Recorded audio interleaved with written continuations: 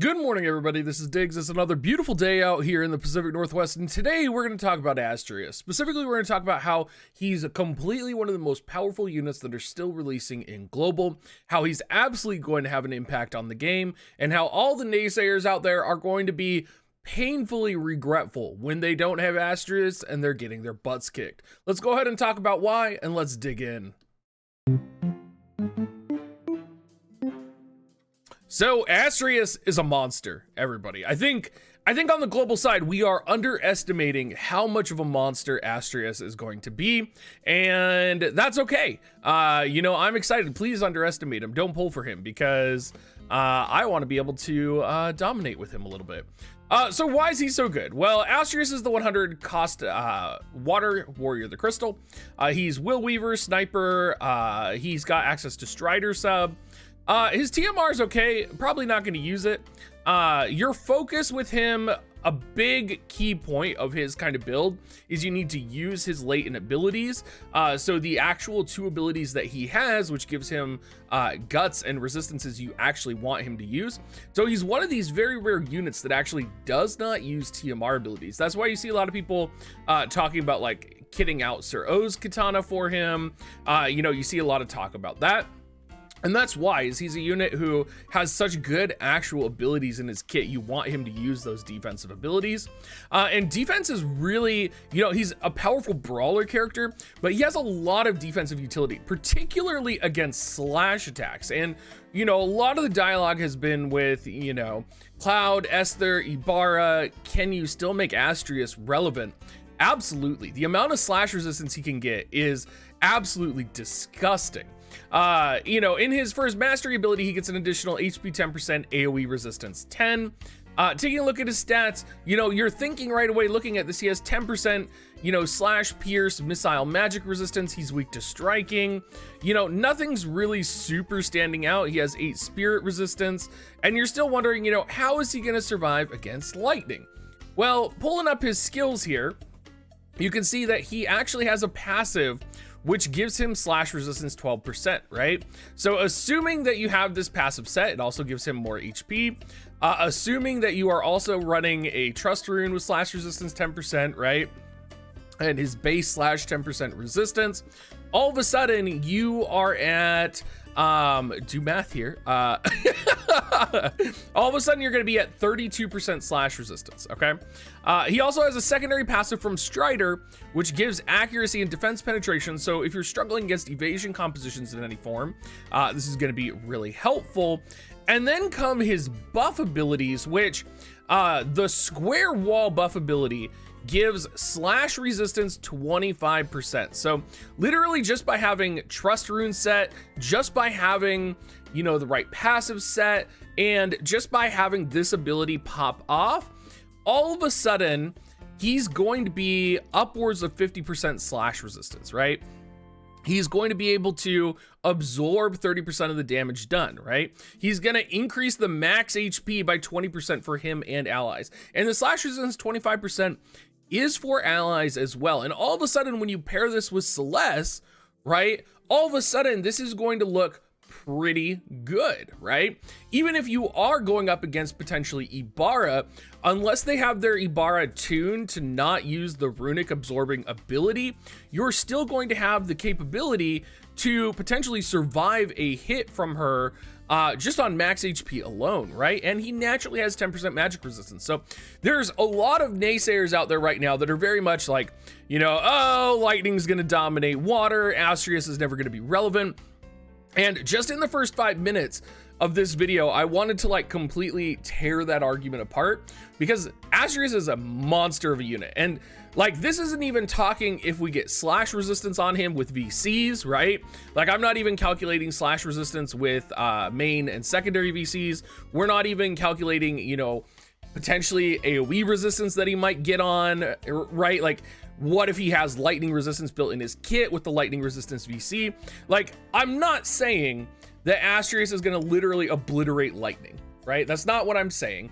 But he's going to stand a chance. Lightning is not going to be this dominant force that is all of a sudden going to force Astrius not to exist anymore. He's going to be very capable. He's going to be running with non-water units, right? He'll run with Celeste, but you're going to be running him with Velis, right? The best kind of Astrius formation was Velis, Celeste, and Astrius. Like, you're going to be running him with non-water units sometimes. So it's really interesting.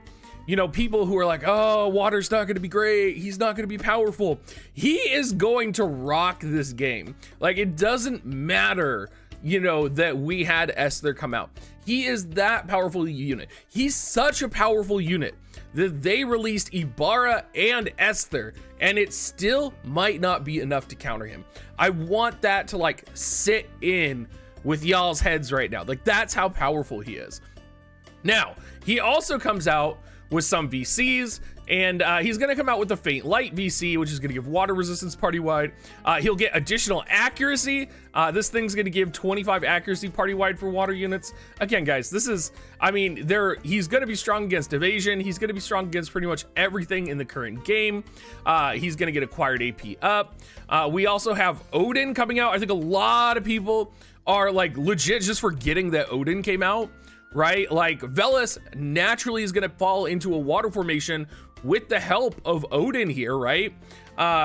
We just, like, people are just forgetting that, like, water has been is potentially getting ready to get souped up, like, really powerfully here. So it's one of those things that I think we are, you know, significantly underestimating Astrius's ability. So let's go ahead and talk about what other things are in his kit, because I mean, that's not the only thing that makes him absolutely a destructive monster. He has a preemptive counter, which does have a range of 3. It's a 30% chance to proc, 121% modifier, increases AP for self as well. He also has counter smoke, and he also has the 20% chance to reduce damage. You're probably going to be setting his preemptive AP generation counter. He has Dispel Auto Revive, which is crazy for his primary kit in the 4 range attack. His primary buff, right? We talked about the slash resistance buff. That's not even the main buff that he has. The primary buff is going to give him guts, and while he has guts on, it's going to give him an additional defense penetration 40, decrease AP consumption 33 for self. Now, keep in mind, you already have defense pen 40 from Substrider, so with this buff and with trust runes, you're going to easily have 90 defense penetration, which is going to be very powerful. Right? I mean, he's a monster. His other upgradable ability, EX Break, is going to lower defense by 30. Very oddly shaped attack. And I find that these attacks, these cross-shaped attacks, Victoria is kind of like the last unit that I really think has had a cross-shaped attack like this. Has such good range on it and is so versatile. This attack is going to be hitting you when you least suspect it. This is the attack that's like out of nowhere, just going to slam into you. It's going to all of a sudden hit 2 characters that you didn't know it could hit because the positioning is so wonky on it. Like, this attack is going to kill you so much. It's going to lower defense by 30. Absolutely killer. He can use it 3 times. He also has, of course, a 100% hit attack, which is a 200% modifier. So anything he hits with this is probably going to die. And it's an AoE attack, and it has a chonky range on it. So, you know, 3 range, range height 1, AoE height 1, 100% hit. He's going to hit you and you're going to die. And then his job level 25 is going to break barriers. And you know who uses barriers a lot.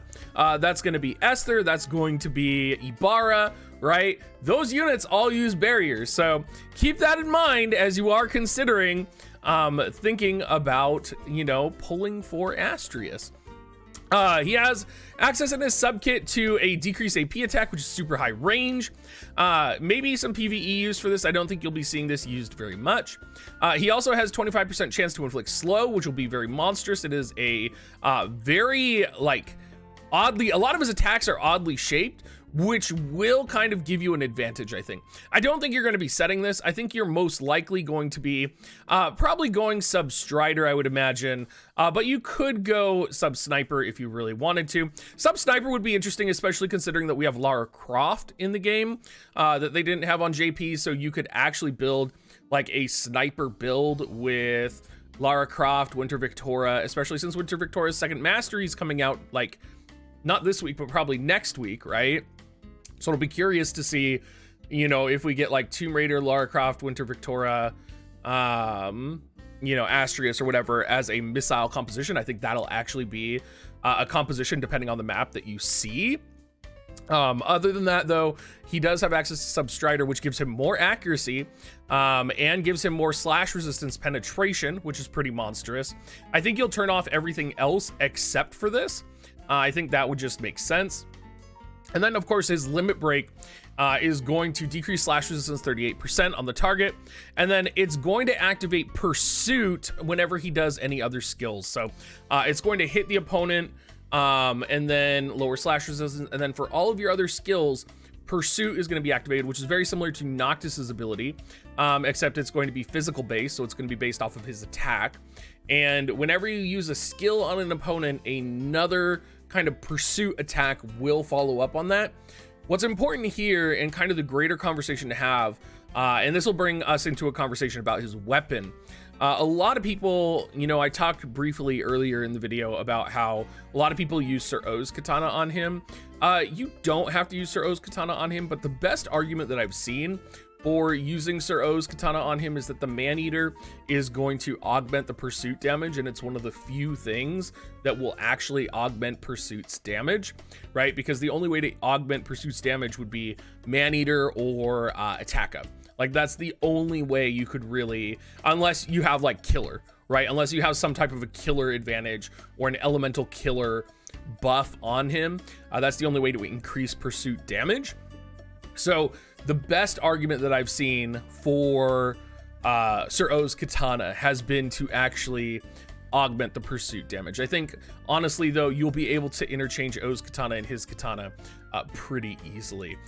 His katana, if you aren't aware, does give slash resistance penetration 20. Honestly, this is one of the better katanas that the game has seen. I would definitely grab one of these at least. You're probably going to want to grab the assault version or the accuracy version. Interestingly, we do get Purple Lightning +6. A lot of people seem to think that Purple Lightning +6 is the way to go.